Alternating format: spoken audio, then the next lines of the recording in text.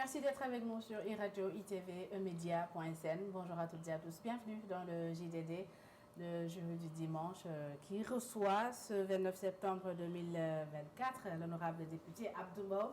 Il était député de la 14e législature. Il est également responsable politique à l'APR, Alliance pour la République. Abdou Mbow, bonjour et merci. Bonjour, je voudrais d'abord vous remercier de m'avoir permis de venir échanger avec vous sur l'actualité sénégalaise. Mais avant tout, je voudrais d'abord m'incliner devant la mémoire de feu Amadou Mahtar Mbow, le professeur Amadou Mahtar Mbow, qui nous a quittés il n'y a pas longtemps, qui est un oncle, un père, mais aussi une figure emblématique que les Sénégalais et les Sénégalais ont perdu. Je peux dire que le monde entier a perdu. Nous prions pour que Dieu l'accueille dans son paradis céleste, surtout le Sénégal en deuil, mais aussi je voudrais m'incliner devant la mémoire des jeunes disparus dans la mer et présenter mes condoléances à toutes les familles éplorées, mais aussi présenter mes condoléances à tout le Sénégal. Donc voilà ce que je voudrais dire et je voudrais encore une fois vous remercier de l'invitation. Merci honorable. C'est important de faire le rappel, hein, surtout en ce qui concerne le décès de Amadou Mahtar Mbow, qui était vraiment une légende sénégalaise, une légende africaine et mondiale. C'est le Sénégal qui perd, mais c'est également la francophonie, le monde qui perd une illustre personnalité. Alors, merci beaucoup.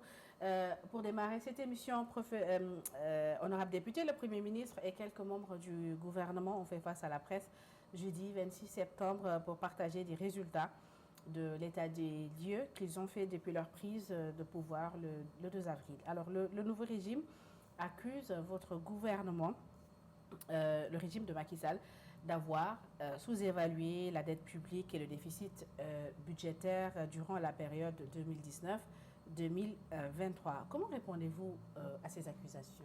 Merci beaucoup. Je voudrais d'abord dire que c'est triste que l'ancien maire de Ziguinchor, devenu Premier ministre aujourd'hui, Ousmane Sonko, choisisse la date de commémoration de l'anniversaire du Diola pour venir faire ces tristes déclarations, parce que je pense que normalement il devrait s'occuper à autre chose, mais comme à son habitude, vous savez, non, parce que moi j'ai pas vu un Premier ministre qui parlait, mais un responsable politique, un chef d'un parti politique qui va à des élections législatives, qui est inquiet, qui est fait une pré-campagne électorale. Et qu'est-ce qui, dans son discours, vous a poussé à penser cela?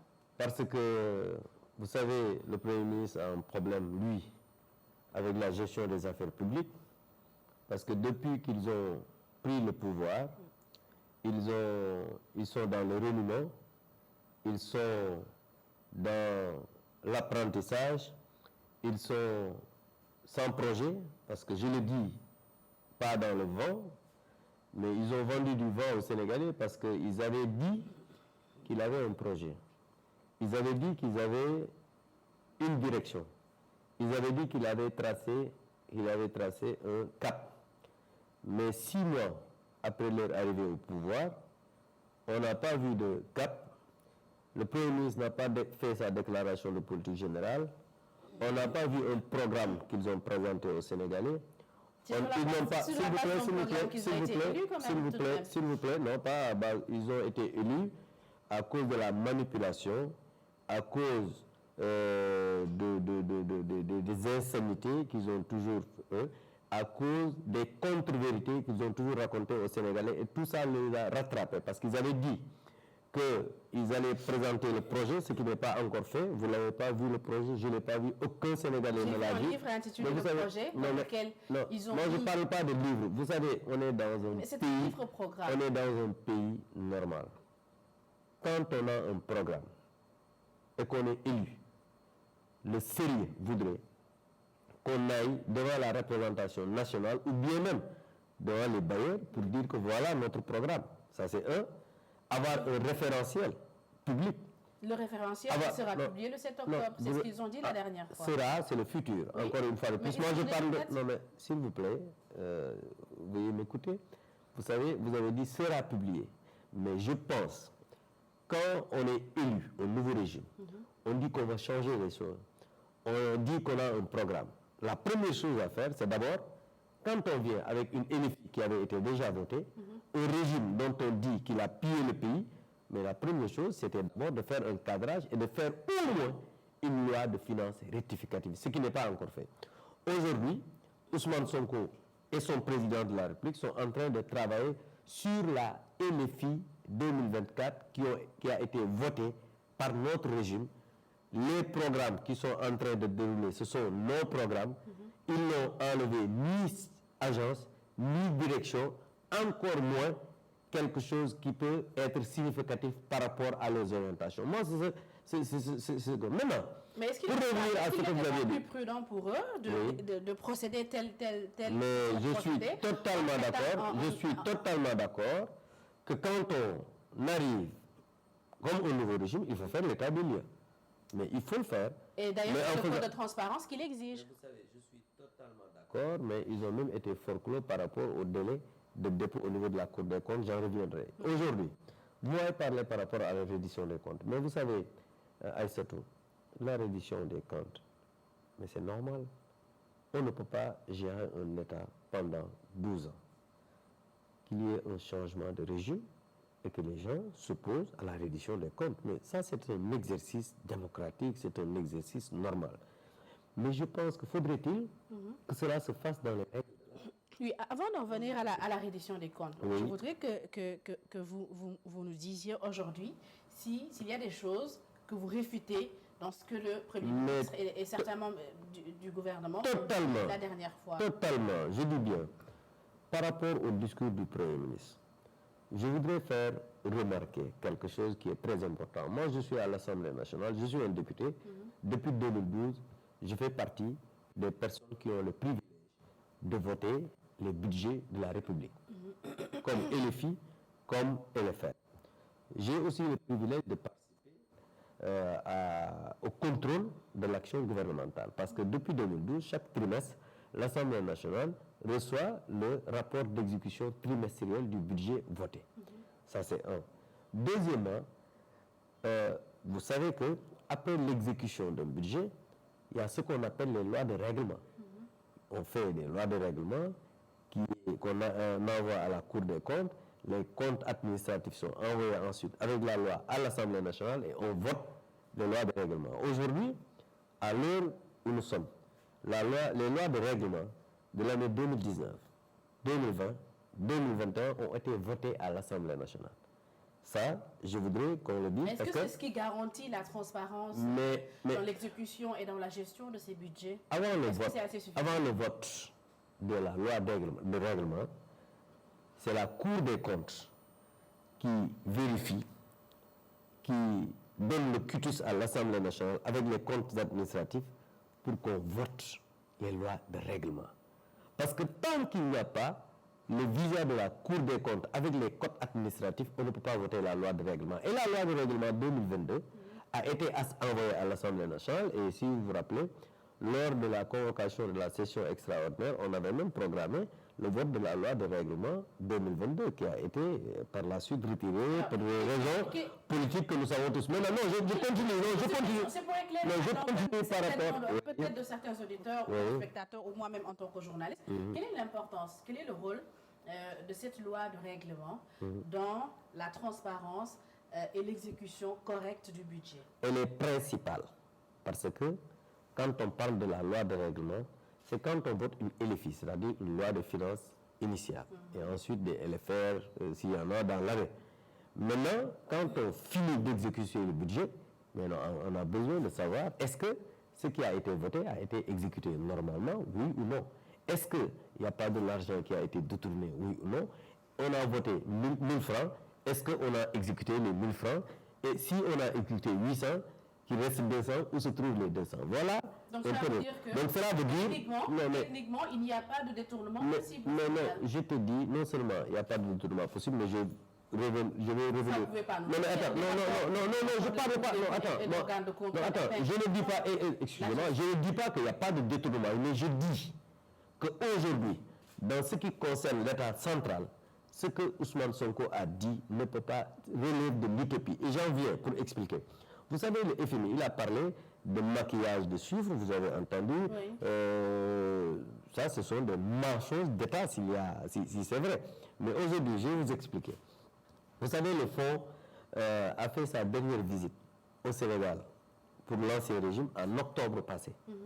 Et depuis octobre passé, il n'a pas rencontré un ministre ou le gouvernement du président Macky Sall jusqu'au mois d'avril, si vous vous rappelez bien, sa dernière visite. Et quand il est venu, il a été reçu par le président, il a été reçu par le Premier ministre, il a été reçu par le ministre des Finances et il a reçu les statistiques de la comptabilité publique. Mais cela veut dire quoi? Cela veut dire qu'il y a des canaux de transmission des informations au Fonds monétaire international par des structures dédiées qui ne sont pas, qui ne répondent pas du ministère des Finances. Donc cela veut dire quoi? Cela veut dire que je pense que si le Fonds monétaire international était venu, reçu par les autorités actuelles, et qu'il leur donne des informations qui ne sont pas conformes à la réalité, il allait alerter. Donc vous avez vu le rapport du FMI. Maintenant, aujourd'hui, pour parler de la dette, ils ont parlé du déficit qui est aujourd'hui de 10% au lieu de 5% annoncé, si vous vous rappelez bien. Mais je voudrais d'abord vous dire et expliquer. Peut-être c'est technique, mais je pense que si on l'explique, on va pouvoir comprendre. Par exemple, en ce qui concerne la dette au Sénégal, la dette est là, elle se trouve deux composantes. Ça, je pense, il faut qu'on le donne. La première composante, c'est une composante intérieure, qu'on appelle la dette intérieure. C'est-à-dire des obligations et des bons du trésor qui sont... allô? Vous m'écoutez? Oui. Voilà, je dis bien, il y a la dette intérieure. Maintenant, plus ce qu'on appelle la dette extérieure qui est composée de prêts-projets. La dette intérieure et la dette extérieure qui est composée de prêts-projets et aussi sans oublier la dette composante, la dette contingente, c'est-à-dire la dette des sociétés. Alors tout ça pour dire... Non, mais j'explique la dette extérieure, la dette contingente, c'est-à-dire la dette des entreprises nationales. Tout ça pour dire quoi? Eux, ils ont pris. Et ensuite, quand on parle de la dette extérieure, il y a maintenant ce qu'on appelle le volant, c'est-à-dire des facilités que le FMI a fait, par exemple, en rapport avec le gouvernement sénégalais pour qu'il y ait des facilités ici, pour qu'on puisse lever des fonds sur le marché national avec des banques nationales. Et c'est pourquoi, quand il y a, par exemple, la dette, comme je l'ai dit, intérieure. Qu'est-ce que vous expliquez? Non, attends, non, je dis, pour être simple, je dis bien qu'il y a la dette extérieure et la dette intérieure. Ensemble, constituent ce qu'on appelle la dette de l'État du Sénégal, qui est différente de la dette contingente, c'est-à-dire la dette des sociétés nationales, qui sont des facilités que le FMI a accordées à l'État du Sénégal. Maintenant, Ousmane Sonko est venu prendre la dette intérieure plus la dette extérieure et les facilités qu'on fait au gouvernement sénégalais pour maintenant annoncer le chiffre qu'il a dit en disant qu'il y a 13 000 milliards de dettes, l'État n'a pas dit la vérité. 15 000 milliards. 15 000 milliards. Et cela, je vous le dis, mais ce n'est pas nouveau. On a dit que la dette de l'État central est totalement différente de ce que j'ai expliqué tout à l'heure. Donc, ce qui veut dire que s'ils agrègent les deux, mais cela inévitablement va amener un déficit de 10%, c'est-à-dire ce qu'ils ont dit. Alors, au lieu de 5% annoncé par l'État.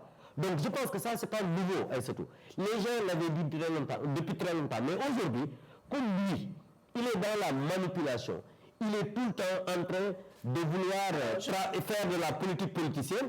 Il a voulu expliquer. Parce que vous savez, vous-même, quand je vous explique la dette intérieure et la dette extérieure, vous me dites que c'est confus. Parce que c'est tellement technique. C'est confus. Non, je dis c'est tellement technique que les Sénégalaises qui vont entendre que l'État sénégalais a donné de mauvais chiffres au Fonds monétaire international, aujourd'hui le déficit est à 10% au lieu de 5%, mais ils vont se dire, mais dans quel pays sommes-nous? Alors, avec quel État on a affaire? Je vais quand même vous donner les chiffres. Alors, ils ont dit que la dette publique est à 76,3% du PIB. Alors, et que la dette de l'État central hors secteur parapublic, je pense que c'est ce que vous expliquiez tout à l'heure, s'élève à 13 772 milliards. Alors, ils disent que il y a une falsification des chiffres parce que vous aviez annoncé que la dette était à moins de 70%. 70%, pour ceux qui nous écoutent, c'est le plafond fixé par l'UEMOA. Donc, c'est assez important de faire cette précision. Absolument.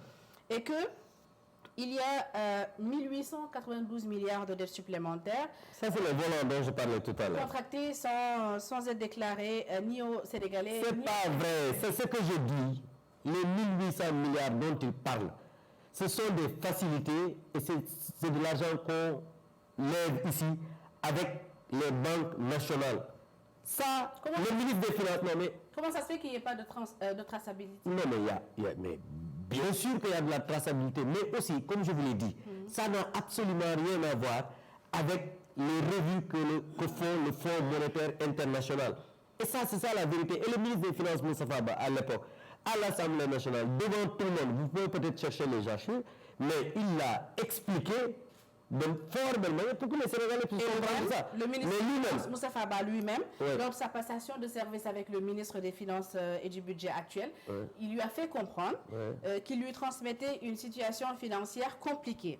Alors, il s'est exprimé en ces termes. Mais qu'est-ce que le ministre des Finances actuel a dit? Laissez-moi citer Mohamed Moustapha Abba, qui a dit que l'ampleur des résultats tangibles au profit des populations a naturellement éprouvé les finances publiques avec un surcroît d'endettement et de dépenses courantes. C'est ce qu'il a dit. Oui, mais attends, c'est là. Et le Premier ministre a dit que lui-même, Mohamed Moustapha Abba, convoqué à l'hôtel Azala, il leur a confirmé qu'il y avait eu un maquillage des chiffres. Vous savez, moi je pense que ça va être très difficile qu'on puisse épiloguer sur ces chiffres parce que c'est ce que Ousmane Sonko cherche. Ousmane Sonko aujourd'hui cherche à travailler à ce que les Sénégalais se disent qu'on a pillé nos ressources publiques. Mais la réalité, c'est simple. Vous savez, Aïssatou, nous tous, nous sommes intelligents. Ousmane Sonko a annoncé aux Sénégalais qu'on a fait des audits. Le président de la République va parler sur l'état du pays. Quand le président de la République a fait son discours, il a fait un discours de 5 minutes. Il n'a rien dit qu'on peut comprendre. Rien. Ils ont dit qu'il y a des personnes qui sont épinglées. Vous avez vu, même Diop, qui a été arrêté, il n'y a pas un dossier sur lequel on peut dire qu'il a été épinglé. Ce qu'il dit, non, mais je dis et je le répète, vous l'avez entendu, c'est sur dénonciation d'une personne par rapport à des corruptions. Vous l'avez entendu. Mais nous tous, nous avons vu, il n'y a pas un dossier sur lequel on peut dire, et nous avons entendu son avocat, et jusqu'à présent, on n'a pas entendu un démenti par rapport à cela. Dénonciation concernant quand même la gestion d'une entreprise. Non, pas d'une entreprise. Attends. On a dit OneXBet. Vous savez, non, mais attends, OneXBet n'est pas une entreprise nationale, encore une fois de plus. Vous n'avez pas entendu qu'on dise, non, écoutez-moi bien. Écoutez-moi bien. Mais écoutez-moi bien au moins. Allez-y. Encore une fois, depuis très longtemps, ils sont en train de chercher la petite bête chez les gens. Ils sont allés chez Farbaba faire une perquisition. Vous cherchez quoi? Je ne sais pas. Ils sont rentrés bredouilles. Aujourd'hui, ils sont en train d'arrêter d'honnêtes citoyens pour les... je peux dire que c'est des otages politiques. Ahmed Suzanne Kabara, aujourd'hui il est en prison. Cheikhna Keita, il est en prison. Imam Dao est sorti de prison il n'y a pas longtemps. Bah Diakhaté est sorti de prison. Parce que depuis très longtemps, comme on va à des élections législatives, et aujourd'hui, ils ont programmé, Ousmane Sonko l'a dit, tu n'es ni ministre de la Justice, ni procureur, ni juge d'instruction.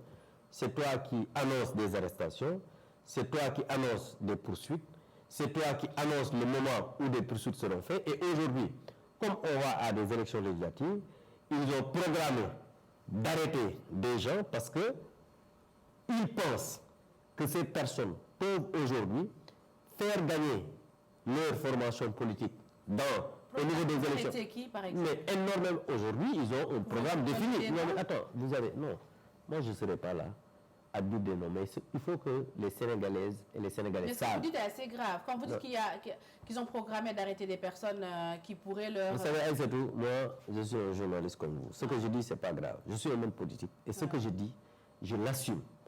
Je dis, c'est Ousmane Sonko lui-même qui a dit en conférence de presse que les élections, c'est pour bientôt, et en Wolof, duñu ko sax tal. Et aujourd'hui, tout le monde sait qu'ils sont en train de travailler à confectionner des dossiers pour arrêter d'honnêtes citoyens qui peuvent les empêcher de gagner ces législatives-là. Mais la reddition des comptes, Abdou, c'est un sujet récurrent, réclamé à la fois mais vous m'avez entendu, par la population et vous m'avez entendu que nous sommes totalement pour la reddition des comptes. Est-ce que le fait nous sommes aujourd'hui conscients que quand on gère un pays, il faut une reddition des comptes. Mais j'aurais voulu quand même que Ousmane Sonko, lui, en tant que Premier ministre, puisse avoir une posture républicaine. Ces ministres puissent avoir une posture républicaine. Les gens de Pastef puissent avoir une posture républicaine parce qu'ils doivent comprendre qu'ils ne sont plus dans l'opposition. Ils sont aux affaires. Ils ont le temps de voir et de laisser les pouvoirs publics, c'est-à-dire le pouvoir judiciaire, faire son travail pour, s'il y a des failles dans la gestion des uns et des autres, qu'on puisse les arrêter. Le ministre de la Justice, a eu une posture républicaine. Ousmane Sonko, lui, a menacé les gens, comme à son habitude. D'ailleurs, il n'y a que ça qu'il sait faire, menacer, insulter, calomnier les gens. Mais le ministre de la Justice, lui, il a eu une posture républicaine en disant, vous l'avez entendu, je l'ai entendu, tous les Sénégalais l'ont entendu, en disant qu'aujourd'hui, on ne peut pas dire que tel ou tel autre fait a fait. Mais ce que le Premier ministre a dit, ce sont des choses graves. Et maintenant, s'il y a des coupables, ils seront poursuivis et la présomption d'innocence sera respectée. Moi, je préfère entendre cela que d'entendre des gens, vous avez entendu le Premier ministre, des ministres de la République disent qu'ils ont pillé les ressources, ils ont volé, ils passent leur temps à menacer, à insulter les gens. Maintenant, en toute sincérité, Abdou Mbow, en toute sincérité, en 12 ans de Macky Sall et de son régime en place, est-ce que vous pensez qu'il n'y a vraiment pas eu d'erreur de gestion, que tout s'est passé très bien, qu'il n'y a rien eu qui puisse faire en sorte qu'il y ait une reddition des comptes ou des poursuites contre certains? Je serais malhonnête en étant ici pour vous dire que tout est nickel. Parce que je ne sais pas. Mais en tout cas, ce que je peux dire est que la manière, je dis bien, dont le Premier ministre Ousmane Sonko et son président commencent, ça sent la chasse aux sorcières et non une reddition des comptes normale dans un état de droit. C'est ce que je dis. Aujourd'hui, ces gens-là ne sont pas des démocrates. Ils ne savent pas gérer un pays. Ils sont dans la menace. Ils sont dans la calomnie. Et depuis qu'ils sont à la tête de ce pays, ils passent leur temps à violer les lois de la République. La dernière en date, c'est les élections législatives. Le président de la République a la prérogative de dissoudre l'Assemblée nationale quand celle-ci fait 2 ans. Oui, mais aujourd'hui, il a eu l'avis du Conseil constitutionnel. Et si tu vois l'avis du Conseil constitutionnel, à l'article 4, on dit que cet avis doit être publié au journal officiel. Je ne sais pas si vous l'avez lu ou pas. Oui, et ça a été fait, hein? Non, écoutez-moi. Il a reçu l'avis le 15 juillet et on l'a publié 2 mois après. Est-ce que dans un pays, une république normale, cela peut se comprendre? Je dis bien non. Est-ce qu'il y a une loi, puisque vous êtes député depuis plus de 10 ans, est-ce qu'il y a une loi qui exige au président de la République de publier cet avis dans des délais? Quels sont les délais? Non mais attends, quand on dit que l'avis est sorti et ça concernait l'Assemblée nationale, obligatoirement on devrait le notifier au président de l'Assemblée nationale. Ça n'a pas été fait. Cela veut dire qu'il foule aux pieds les lois et règlements de ce pays. Ça, c'est un.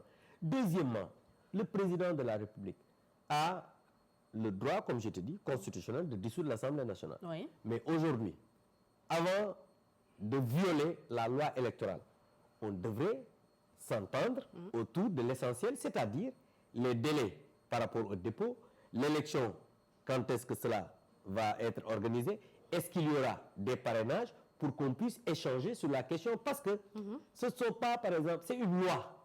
Et une loi n'est pas, par exemple, du domaine du règlement.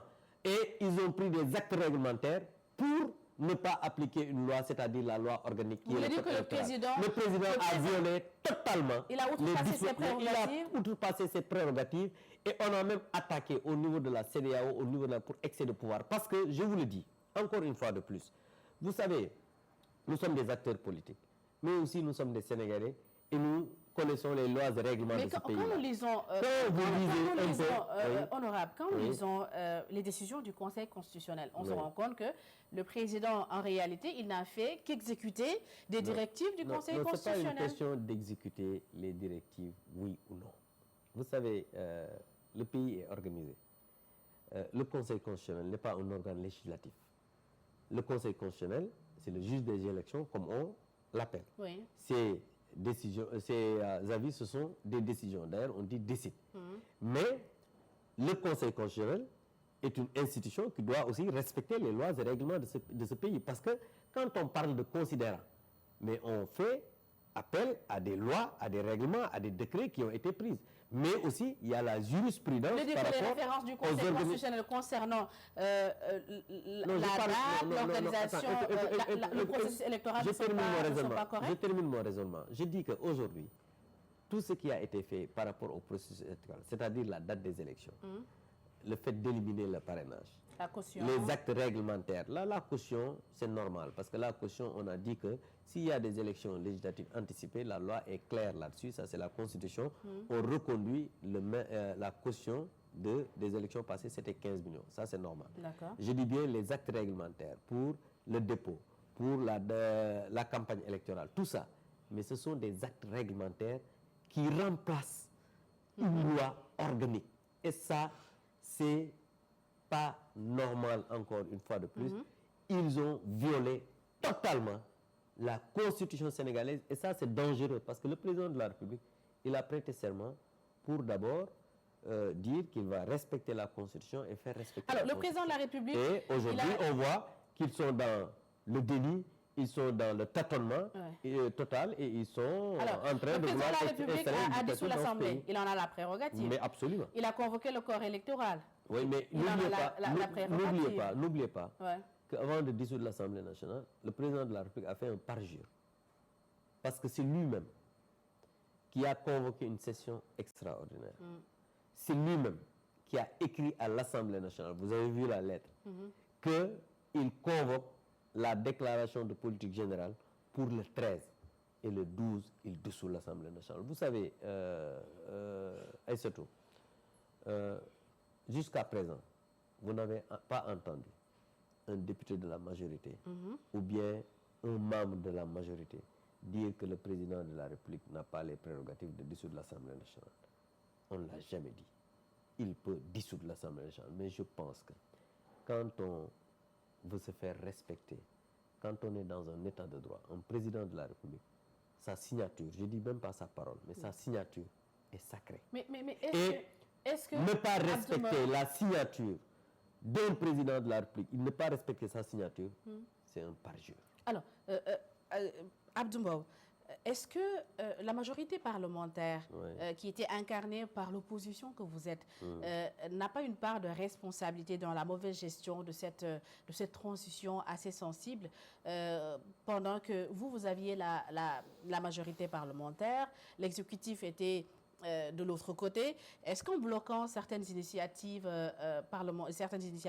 du régime... Dites-moi une initiative qu'on a bloquée. Vous avez refusé de tenir le débat d'orientation budgétaire. Il y a eu un précédent, je peux vous l'expliquer. Aujourd'hui, depuis, comme vous l'avez dit, 6 mois, on a été à l'Assemblée nationale, un régime est arrivé, vous n'avez pas entendu, ni moi, le président du groupe parlementaire, ni un député de la majorité proférer des critiques à l'endroit du Premier ministre, ni de son gouvernement, encore moins du président de la République. C'est le porte-parole du gouvernement à l'époque, lors d'une émission, je ne sais pas, c'était JDD ou Grand Jury, qui s'est levé un jour, si vous vous rappelez bien, pour menacer les députés de la majorité en disant que s'ils déposent une motion de censure, ils vont voir avec les populations qui ont élu le président. Et le lendemain, je lui ai répondu en lui disant que vraiment, monsieur, il faut se limiter à votre rôle de porte-parole et laisser l'Assemblée nationale faire son travail tranquillement. Si on était dans le blocage, si on était animé par un esprit de sabotage, et c'est depuis 6 mois, on avait la majorité. On n'aurait pas pu déposer une motion de censure. Mais on ne l'a pas fait. C'était un premier affront venant du gouvernement. On n'a rien dit. Ensuite, le Premier ministre s'est levé un bon jour. Il devait venir faire sa déclaration de politique générale. Et c'est eux qui ont commencé. Si vous vous rappelez, à dire que oui, il ne viendra pas. Non, on n'a rien dit. C'est le groupe Yewwi qui a fait une conférence de presse pour accuser les députés de la majorité de vouloir saboter, alors qu'on n'a rien fait. On n'a rien dit. Mais le lendemain, on a fait une conférence de presse. Mais l'exigence du Premier ministre, c'était la mise à jour du règlement intérieur de l'Assemblée nationale. Encore une fois, je reviens sur ça pour clore le débat une bonne fois pour toutes. Vous savez, ça c'est un argument fallacieux. Vous savez, la Constitution, il y a la hiérarchie des normes. Aujourd'hui, vous parlez de décision du Conseil constitutionnel qui s'appuie sur la Constitution. Mais aujourd'hui, il y a la hiérarchie. L'article 55 de la Constitution est très clair. On a dit que le Premier ministre, quand il est élu, fait sa déclaration de politique générale. Ça, c'est un présent immédiat. Non, écoutez-moi bien. Sans fixer de délai, écoutez-moi bien. Sans fixer de délai. Non, attends, quand on dit fait sa déclaration de politique générale, ça, c'est un présent immédiat. On n'a pas dit doit faire ou bien fait sa déclaration de politique générale. Sans fixer de délai. Sans fixer de délai, mais la Constitution n'a pas fixé de délai. Mais dans une république, il y a les lois, la pratique et l'élégance républicaine. Ces trois-là doivent aller ensemble. Et je pense qu'une déclaration de politique générale, 10 mois dans le monde, il faut chercher, parce que vous êtes un journaliste, vous allez voir, dans le monde, qui est le Premier ministre qui est élu et qui est resté plus de 6 mois sans faire sa déclaration de politique générale. Dans les pays démocratiques, il faut me chercher ça. Si vous le trouvez, peut-être d'ici quelques jours, vous m'appelez pour me dire qu'Abdou Mbow, je l'ai trouvé. Vous savez, Ousmane Sonko est le 16e Premier ministre de la République du Sénégal. Tous les premiers ministres qui ont été nommés ont fait leur déclaration de politique générale. Ça, c'est un. Il n'a pas fait, pour revenir au débat... Mais lui, il n'a pas dit qu'il ne ferait pas la déclaration de politique générale. Il a posé une question pour pouvoir la faire. De toutes les manières, il ne pouvait pas la faire parce qu'il n'avait pas de programme, il n'était pas fini. Depuis 6 mois, ils sont en train de colmater pour avoir un programme. C'est normal parce que quand on est dans l'État, pendant 6 mois, on peut écrire au moins un document. Ça, c'est ça la vérité. Ils n'ont jamais eu de projet, ils n'ont jamais eu de programme. Et lui-même, Ousmane Sonko est allergique à la contradiction. La preuve, chaque fois... Et comment vous pouvez dire ça, Abdou Mbow? Quand vous avez été en 2012, il vous a fallu 2 ans pour en finir avec le PSE et le mettre en place. N'oubliez pas que quand on est venu, on avait le Yoon Yokkute, on a fait une loi de finances rectificative. Mais maintenant, quand vous êtes dans l'exercice du pouvoir, vous venez à votre programme. Nous, on a trouvé le document de réduction de la pauvreté, on a trouvé la stratégie de croissance accélérée, mais tout cela, avec notre programme, on a travaillé maintenant pour amener le PSE. Nous, on a été cohérents parce qu'on a eu notre programme et on est venu avec ça. La preuve, dans notre programme Yoon Yokkute, je ne parle pas du PSE, il y avait les bourses de sécurité familiale. il y avait le fonds de garantie, FONGIP et tout ça. Ça, c'est notre programme. Alors, vous avez battu campagne avec non, mais écoutez-moi, non, quand vous me posez une question, il faut laisser que je termine. Donc, nous, on a eu un programme qu'on a présenté aux Sénégalais et quand on est venu, on a fait une loi de finances rectificative et après, on a travaillé pour que les documents qu'on a trouvés sur place, qui étaient des référentiels, on a fusionné tout pour en faire le plan Sénégal émergent avec ces 3 trépieds. Donc je pense que nous, on a eu vraiment une vision qu'on a présentée aux Sénégalais. Ce n'est pas le cas de ces gens-là. En 2012, je n'étais pas encore journaliste, mais je me rappelle un peu des faits. Alors en 2012, vous avez bâti campagne avec le Yoonu Yokkute. On est d'accord. Vous avez été élu sur la base de ce Yoonu Yokkute. Vous avez fait évoluer le Yoonu Yokkute en plan Sénégal émergent. Absolument. Alors, en tant que journaliste, je ne peux pas me permettre aussi d'accepter que vous disiez qu'eux, ils n'ont pas de programme, parce qu'ils nous ont présenté un programme. Déjà, il y avait le livre solution en 2019, et puis en 2024, ils sont venus avec le livre projet. C'était un programme, parce que nous avons fait des émissions avec eux. Nous les avons interrogés sur les contenus, sur leur vision. Non, sérieusement. Est-ce qu'aujourd'hui, depuis qu'ils sont arrivés, depuis 6 mois, ils ont posé un acte qui va dans le sens de la mise en œuvre de leur programme? Non. Est-ce que vous pouvez me le dire? Non, ils disent qu'ils sont en train de travailler sur le référentiel. Non, mais attends, sur le référentiel, le cadre de référence. Sénégal 2050, c'est ce qu'ils ont dit. Attends, s'il vous plaît. Le référentiel, ça n'a absolument rien à voir avec l'exécution d'un programme de gouvernance. Donc pour vous, il n'y a pas de continuité, il n'y a pas un moment de transition. Un État, il arrive, tac, il commence à dérouler. Je suis totalement d'accord, il doit y avoir une transition. Mais la transition devrait quand même nous montrer au moins qu'il y a un cap tracé. Parce que, encore une fois, est-ce qu'on peut aujourd'hui se dire qu'on a... Parce que depuis des années, ils disent qu'ils vont faire une transformation systémique. Déjà, par eux, ça a commencé. Parce qu'ils travaillent avec la majorité des gens qui étaient avec l'ancien régime. Ils sont directeurs de cabinet, des ministres qui sont dans le gouvernement, donc beaucoup de gens. Vraiment, il faut que les gens aussi comprennent. C'est pourquoi... Eux, ils n'ont pas compris ce que c'est que l'État, comment fonctionne l'État. Aujourd'hui, ils sont dans l'apprentissage. C'est pourquoi le tâtonnement est visible. Aïssatou, si vous êtes conséquent avec vous-même, vous savez que ce pays-là, ça ne va pas. Maintenant, vous êtes journaliste, vous pouvez ne pas faire la pression. Non, attends, aujourd'hui. 6 mois, ce n'est pas trop tôt quand même pour évaluer un tout petit peu un régime qui vient d'arriver, qui a trouvé une situation. Je suis un homme qui se respecte pour ne pas dire que j'évalue. Moi, je fais des constats. Vous-même, vous étiez là pendant 12 ans. Vous avez dit que vous êtes journaliste. Et surtout, il faut faire le ratio des jeunes aujourd'hui qui sont morts dans la mer dans ces 6 mois. Et faire le ratio pendant les 12 ans pour voir. Vous ne pouvez pas faire ça. Mais attends, s'il vous plaît. Abdoumbo, l'immigration je vous ai eu l'année dernière au JDD. Le phénomène était encore très grave. On en a parlé. Mais pas comme ça. Et vous m'aviez dit à l'époque, Abdoumbo, les images sont là. Vous m'aviez dit à l'époque que ça n'avait rien à voir avec la gestion d'un État. C'est ce que vous m'aviez dit. Quand je vous ai demandé de situer les responsabilités, vous m'avez dit que ça n'avait rien à voir avec la gestion d'un État. Il faut revoir votre État. Moi, j'avais dit que le premier responsable, c'est l'État. Vous n'avez jamais dit ça. Vous ne pouvez pas me dire ça. Moi, je ne reviens pas peut-être mais sur ça. Mais en tout cas, s'il vous plaît. C'est parce que vous Aujourd'hui, je vous dis que le premier responsable de cette situation, c'est l'État. Pourquoi je le dis? Parce que l'espoir fait vivre. Aujourd'hui, si les Sénégalaises et les Sénégalais, la majorité des jeunes qui ont élu ce régime, avaient de l'espoir, ou bien on avait nourri de l'espoir, ou bien avait vu qu'il y avait quelque chose qu'on pouvait attendre de ce régime, je vous dis, ce phénomène n'allait pas s'amplifier en si peu de temps. Ça, c'est un. Deuxièmement, dans le secteur économique, c'est vrai que c'est 6 mois, mais aujourd'hui, il y a énormément de difficultés dans le secteur économique et on va vers la suppression des subventions.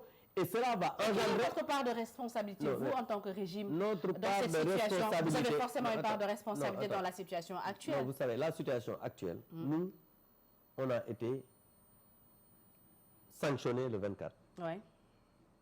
Ce qu'on a fait dans ce pays, c'est visible. On a sorti un livre blanc avec des chiffres et des réalisations à l'appui. Qui n'a pas convaincu, malgré tout. Qui ne vous a pas convaincu. Qui n'a pas convaincu les 54% qui ont voté pour le régime actuel. Vous savez, c'est factuel. Je vous dis, les réalisations n'ont pas convaincu 54% des électeurs qui ont voté. Non, je ne dirai pas ça. Ce que je vais dire est que nous, on a eu des gens qui ont passé leur temps à manipuler les Sénégalais, à faire de la désinformation, et aujourd'hui, ils sont à la tête du pays. C'est ça la vérité. Okay. Maintenant, vous n'avez jamais entendu ces nouvelles autorités nous attaquer sur notre bilan quand on était au pouvoir et ils étaient dans l'opposition. Vous-même, vous le savez. Ils étaient là avec leur chef qui passait son temps. Ils n'ont fait que vous attaquer. Ils n'ont fait que vous attaquer dans votre gestion, dans votre choix d'investissement. Ousmane Sonko ne nous a jamais attaqué au niveau des réalisations ou de notre bilan. Son temps, il le passait à manipuler les gens, à insulter tout le monde, les chefs religieux, la gendarmerie, la police, les hommes politiques, le président de la République, tout le monde. Et aujourd'hui, c'est ce qu'il continue de faire parce qu'il n'y a que ça qu'il sait faire de toutes les manières. Donc, je pense qu'aujourd'hui, il ne s'agit pas de dire que oui, le bilan n'a pas convaincu. OK, on a fait, mais je veux dire, c'était un devoir de vérité de dire aux Sénégalais, voilà ce qui a été fait parce qu'on l'a fait suite à la sortie catastrophique du président de la République et de Ousmane Sonko en disant que nous avons trouvé un pays en ruine, alors qu'aujourd'hui, ils ont pu lever des eurobonds sur le marché international. Cela veut dire quoi? Cela veut dire que, encore une fois de plus, les partenaires techniques et financiers font confiance aux Sénégalais. Au Sénégal. C'est parce que nous avons laissé un pays stable, nous avons laissé un pays avec une signature crédible, nous avons laissé un pays avec des obligations qu'on peut continuer à faire pour que ce pays puisse aller de l'avant. Et vous avez laissé un pays super endetté aussi. Non, attends, pas super endetté, en tout cas, je te dis. Comparé à 2012, quand vous arriviez au pouvoir, où l'endettement était relativement bas, avec un taux de 40%. N'oubliez pas. Du PIB, là, on est à un peu plus de 70%. Non, plus de 70%, c'est Ousmane Sonko qui le dit. Moi, je ne crois pas à ce qu'il dit parce que je veux dire que ce qu'il dit, c'est de la manipulation et ça n'a absolument rien à voir avec la réalité. Et je vous dis, dans les prochains jours, vous allez entendre quand même des gens parler de cela, des personnes habilitées pour s'exprimer sur ces questions-là. Il y aura un démenti? Non, mais attends, je ne parle pas de démentir, parce que nous, on n'est pas là pour démentir quelqu'un qui passe son temps à faire de la manipulation. Qui va sortir, donner des explications et les vérifier? Je ne suis ni ministre des Finances, je n'ai pas été ministre des Finances, j'ai été dans un régime et je vous dis, dans les prochains jours, vous allez entendre des personnes dire des choses qui sont, par exemple, dire la vérité. Parce que je vous le dis encore une fois, Ousmane Sonko fait que de la politique. On va à des élections législatives, il est en campagne électorale, c'est un homme inquiet qui sait que les Sénégalais vont le sanctionner le 17 novembre et aujourd'hui il est en train de vouloir continuer, comme à son habitude, à manipuler les Sénégalais, à dire des contre-vérités, à faire des menaces, à faire de la campagne. Il n'y a que ça qu'il sait faire d'ailleurs. Parce qu'aujourd'hui, moi je pense qu'on demande à Ousmane Sonko de s'attaquer au chômage des jeunes. On demande à Ousmane Sonko de s'attaquer à trouver des solutions à l'immigration clandestine. On demande à Ousmane Sonko de travailler à ce que les subventions que le président Macky Sall a toujours fait pour soulager les ménages, pour que l'électricité ne puisse pas augmenter, pour que le coût de la vie ne puisse pas augmenter, qu'il travaille à gérer tout cela. Et je pense que voilà les difficultés. Et aujourd'hui, vous avez vu les inondations dans Dakar.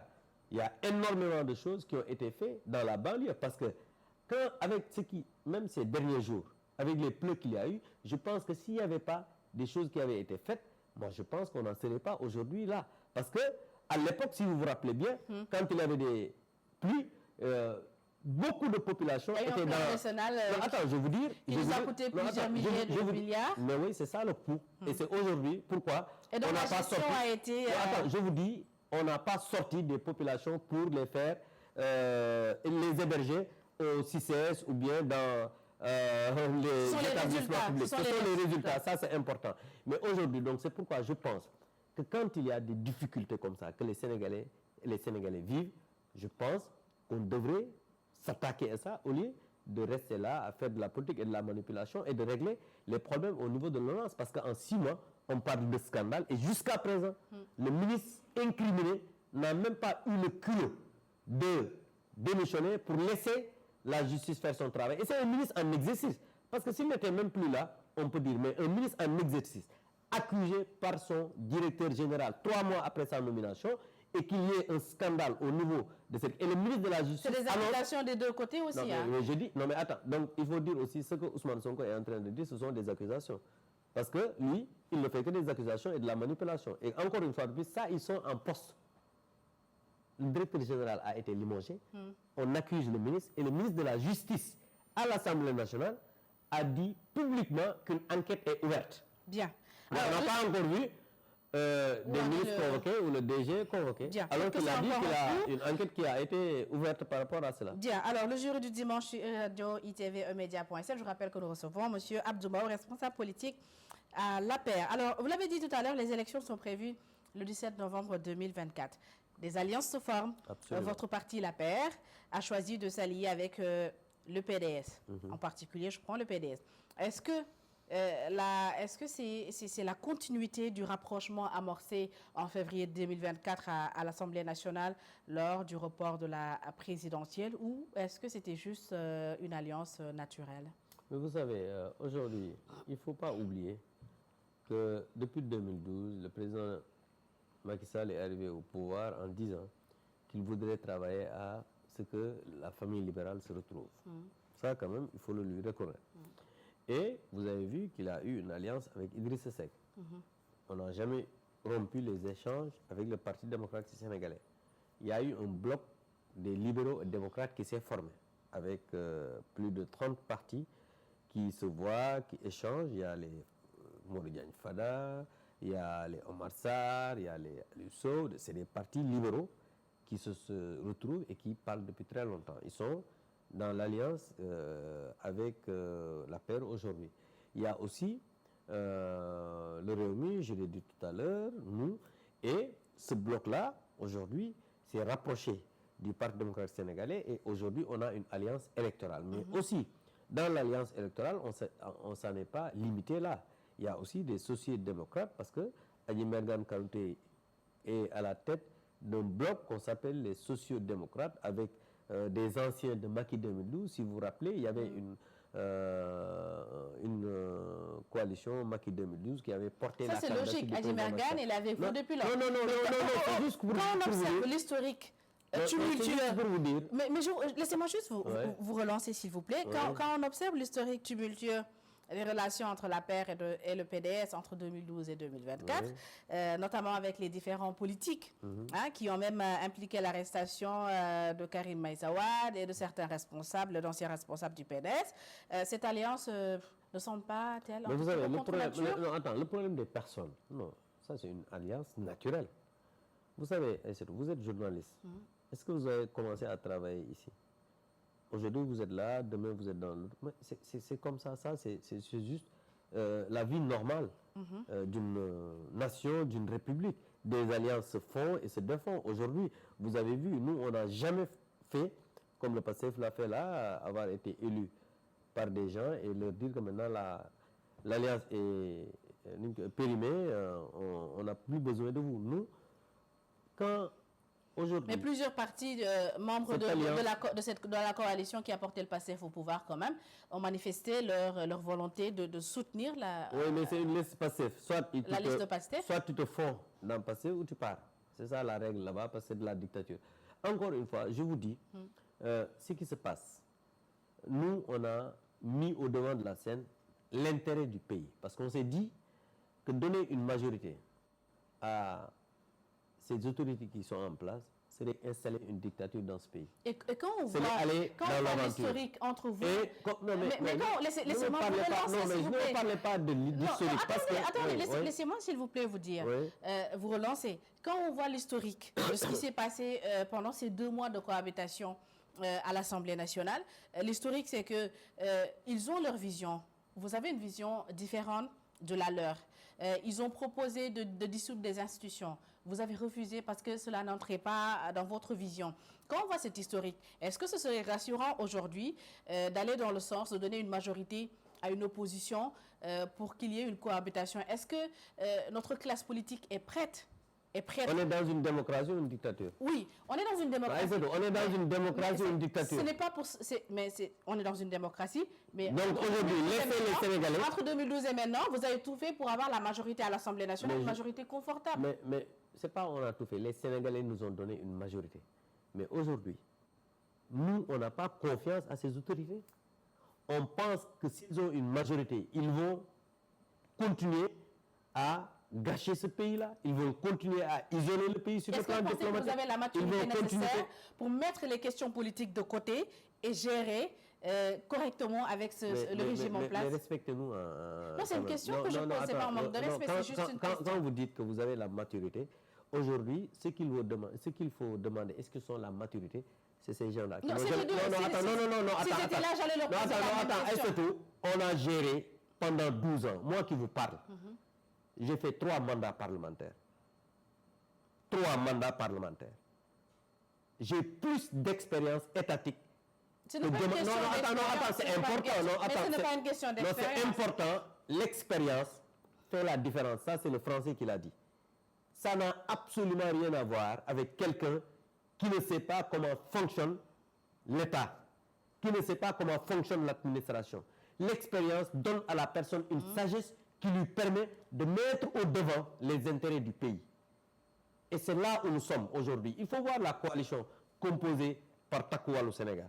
Ce sont des personnes d'expérience, des personnes qui ont eu à gérer des responsabilités dans ce pays, mais des personnes qui ont une sagesse par rapport même à la géopolitique dans le monde. Et justement, qui est-ce qui va diriger? Qui sera votre tête de liste? Vous le saurez quand les listes vont sortir. Donc, est-ce qu'on peut pressentir Macky Sall? Vous le saurez quand la liste va sortir. Est-ce que vous êtes candidat, Abdou Mbow? Vous savez, vous le saurez quand la liste va sortir. Maintenant, attends, vous m'avez posé une question, j'ai répondu. Il faut quand même aussi respecter... Mais l'exclusivité, s'il vous plaît. Je vous dis, vous le saurez quand les listes vont sortir, si Macky Sall va être tête de liste ou bien si Abdou Mbow est candidat et autres. Parce que moi, je suis candidat pour quand même... Est-ce qu'une intercoalition avec Diam et Ndiarinou d'Amadouba est envisageable? Vous savez, moi, en tout cas, nous, on est en train d'échanger à avoir une grande intercoalition. Donc, vous n'excluez pas d'intégrer Amadouba dans votre... Vous savez, on est en train de travailler à avoir une intercoalition. Encore une fois, je ne peux pas, moi, aujourd'hui, donner quand même des informations par rapport à ce que nous sommes en train de faire. Bien. En tout cas, le moment venu... Je vous le confirme. En tout cas, ce que je peux vous dire, et que vous pouvez garder, on est en train de travailler à avoir une grande intercoalition pour une majorité à l'Assemblée. Une majorité à l'Assemblée. Bien, alors, Abdou Mbow, lors d'un rassemblement de l'APR le 22 septembre 2024, vous avez déclaré que Macky Sall vous avait confié par téléphone qu'il avait perdu ses privilèges en tant qu'ancien président de la République. Est-ce que vous maintenez ces propos? Mais je les maintiens et vous avez encore vu le mensonge d'État de ces gens-là. Parce que j'ai vu après un communiqué. Vous savez, le président Macky Sall a dit, et je les maintiens, que ces anciens privilèges, et ça il l'a expliqué, pas pour se plaindre, mais c'est pour dire à ceux qui avancent le complot ou protocole entre ces gens-là, Macky Sall, il a dit. Donc Macky Sall n'a pas les privilèges d'un ancien président de la République? Il ne les a pas et je maintiens mes propos. Encore une fois de plus, je vous dis, le président de la République, il y a beaucoup de gens qui disent qu'il a dealé, il a fait un deal avec Ousmane Sonko et tout. Il a dit que si lui, il avait fait un complot ou un compromis avec ces gens-là, est-ce qu'on allait persécuter sa famille? Est-ce qu'on allait persécuter ses amis politiques? Quels sont les membres de sa famille qui sont en train d'être persécutés? Vous avez vu depuis le début, il y a des gens, Adama Faye, la mère de la première dame, sur le plan politique. Mais ça, c'était des dossiers pas privés quand même. Excusez-moi, il y a des membres... Mais c'était des dossiers privés. Écoutez-moi bien, il y a des membres de sa famille qui sont convaincus. Quand je dis famille, c'est famille globale, même politique. Aujourd'hui, on est en train de persécuter ses amis politiques, on est en train de dire qu'on va faire... Mais c'est ça qu'il a dit en disant que si lui, il était dans un deal quand même, on n'allait pas quand même persécuter sa famille politique, persécuter sa famille biologique, alors que, et je le maintiens, c'est lui-même qu'il a dit au téléphone, vous l'avez vu, que ces anciens privilèges de président de la République ne sont pas respectés par l'actuel régime parce que ce n'est pas des démocrates. Bien. Alors, des membres de l'opposition, je fais vite parce qu'on est à la fin de l'émission, ont saisi le Conseil constitutionnel pour demander l'annulation du décret de convocation du corps électoral. Voilà, donc vous-même. Alors, ça a été rejeté par le Conseil. Oui, ça a été pourquoi rejeté. estimez-vous que les législatives ne devraient pas se tenir le 17 novembre? Mais parce que, comme je vous l'ai dit, le président de la République a utilisé le pouvoir constitutionnel, c'est vrai, pour dissoudre l'Assemblée nationale, mais le décret qui a convoqué le corps électoral a été pris pour excès de pouvoir. Pourquoi on le dit? Parce qu'encore une fois de plus, ils ont violé la Constitution en annulant ils ont respecté les délais réglementaires. Oui, mais encore une fois de plus, vous m'écoutez, je termine mon raisonnement. Allez-y. Parce que faire des décrets et des arrêtés, c'est simple.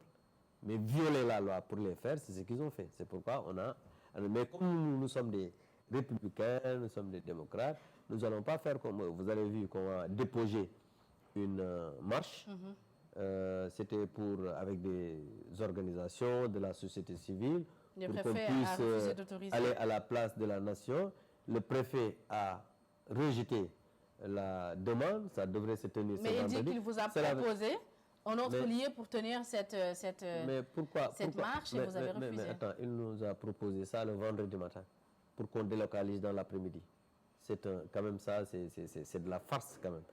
Ces gens-là, aujourd'hui, et vous les avez toujours entendus dans l'opposition, oui, on doit autoriser les marches, on a autorisé pas mal de marches, mais aujourd'hui, pour la première demande de l'opposition, pour la première demande de marche de l'opposition pour la transparence des élections, ils disent non. Cela veut dire qu'encore une fois de plus, donner une majorité à Ousmane Sonko et à son régime, c'est installer une dictature au Sénégal. Est-ce que vous avez des craintes par rapport à la fiabilité du processus électoral? Mais on a totalement des craintes parce que, comme je vous l'ai dit, mais les délais sont non seulement courts, ils vont avoir des élections les plus mal organisées de l'histoire. Pourquoi? Parce qu'aujourd'hui, vous avez vu combien de personnes ont déposé des cautions, combien de listes on risque d'avoir. Est-ce que vous vous rappelez des 47 listes qu'on avait? C'est ce qui a amené, non, 49 lors du tirage. Après, il y a eu d'autres qui ont déposé, parce qu'on a dit qu'après le tirage, les autres qui vont déposer, je pense qu'on est à 70 ou je ne sais pas quoi. En tout cas, aujourd'hui, si on va vers ces élections, dans ces conditions, on risque d'avoir quand même notre démocratie qui sera entachée. Parce que le Sénégal, Aïssatou, il faut quand même, le président de la République a organisé 11 élections. Malgré les difficultés qu'il y a eu, des fois avant ou après, jamais des élections n'ont été contestées dans ce pays. Chaque fois... En 2019, si. Non, attends, en 2019, si. Oui, mais la contestation, c'était la nuit et le lendemain, les gens sont allés travailler. Ça, c'est ça. Mais attends, non, c'est la beauté de la démocratie sénégalaise. C'est sûr que le 17 novembre, ce sera la même chose. C'est pour vous dire qu'on n'a jamais eu de problème d'élection dans ce pays, ni de fichier électoral, ni d'organisation d'élection. Il faudrait juste que l'administration puisse être écoutée par l'État central, ce qui n'est pas le cas. Et vous craignez qu'on ait plus de difficultés que lors des élections organisées par Macky Sall? Au-delà des contestations, est-ce que vous, au sein de l'opposition, vous prévoyez d'autres choses? Je le pense, parce que je ne parle même pas de contestation. Je veux dire la fiabilité. Nous, on a organisé des élections, je vous dis, le lendemain, les gens étaient là, parce que ça se passe très bien à chaque fois qu'on organise des élections. Mais aujourd'hui, avec la violation de la loi, avec ce que ces autorités sont en train de faire, on risque d'aller vers des élections catastrophiques. Dans l'opposition, actuellement, est-ce que ça vous donne un tout petit peu de recul pour mieux comprendre les positions des anciens membres de l'opposition? Mais vous savez, non. Par rapport à tout ce qu'ils vous reprochaient à l'époque? N'oubliez pas que nous avons été dans l'opposition avant ces gens-là. Nous avons quitté l'opposition pour venir au pouvoir. Donc on sait ce que c'est que l'opposition. L'opposition, ce n'est pas insulter. L'opposition, ce n'est pas proférer des insanités. L'opposition, ce n'est pas critiquer à tout va. L'opposition, tu dois être une opposition républicaine, constructive, faire des propositions, essayer de critiquer objectivement et ne pas passer son temps à insulter les gens comme le faisait Ousmane Sonko. Nous, on ne va pas faire comme lui, il faut qu'il le comprenne parce que nous sommes des personnes civilisées, nous sommes des personnes qui comprennent les enjeux de ce pays, nous sommes des personnes qui savons qu'un État, ça ne se gère pas dans la clandestinité. Un État, ça ne se gère pas dans la médiocrité. Un État, ça ne se gère pas dans le fou. Un État se gère dans la responsabilité. Un État se gère dans des connaissances. Un État se gère diplomatiquement en essayant d'échanger avec les gens pour que ce pays-là puisse avancer. Et pour les perspectives de votre parti, l'APR, le président de votre parti est hors territoire pour le moment, tout comme c'est ce qui a conduit le PDS dans cette situation. Est-ce que vous ne craignez pas le même avenir que le Parti démocratique sénégalais? Vous savez, notre parti, le président n'a pas été contraint d'aller. Il a quitté le pouvoir et il est parti. Oui. Depuis 6 mois, il n'est pas là, mais notre parti est en train de vivre. Mais on ira vers des renouvellements et organiser notre parti, parce qu'il faut se dire... Est-ce qu'on peut s'attendre à un retour très prochainement de votre président? Mais vous savez, le président de la République est un Sénégalais qui a servi loyalement ce pays, qui a fait énormément de choses dans ce pays, mais il peut revenir demain, après-demain, ça dépendra. Mais en tout cas, c'est un Sénégalais qui a tout le temps le Sénégal, comme il l'avait dit, au cœur, mais il peut revenir demain, après-demain, ça dépendra aussi, ça c'est de sa responsabilité. Comme il peut ne pas revenir, c'est ça? Non mais attends, mais le président ne peut pas ne pas revenir. Peut-être, tu peux dire ne pas revenir sur la scène politique, ça c'est possible. Oui. Parce qu'aujourd'hui aussi, le président de la République, Macky Sall, quand même, restera gravé dans les mémoires. Êtes-vous en train de travailler sur des alternatives au cas où le président Macky Sall décide de quitter? Ce n'est pas une question d'alternative. Le président de la République n'est pas là et notre parti fonctionne. Vous avez vu que là, je suis en train de vous parler, vous avez vu notre organisation, on est en train de travailler, on est en train de travailler à aller aux élections. Il n'est pas là, mais le parti fonctionne parce qu'il y a des alternatives aussi à faire fonctionner le parti et on y est. Bien. Abdou-Mbow, merci beaucoup. En tout cas, c'était un plaisir d'échanger avec vous. Mais moi aussi, je voudrais vous remercier de m'avoir permis de m'exprimer par rapport aux actualités. Et comme je vous l'ai dit, nous travaillons à tout faire pour que ces gens-là ne puissent pas avoir une majorité à l'Assemblée. Et je pense qu'on va y arriver. Bien. Merci beaucoup. Merci à nos auditeurs, nos téléspectateurs et nos internautes. Le JDD, c'est terminé. On se donne rendez-vous la semaine prochaine.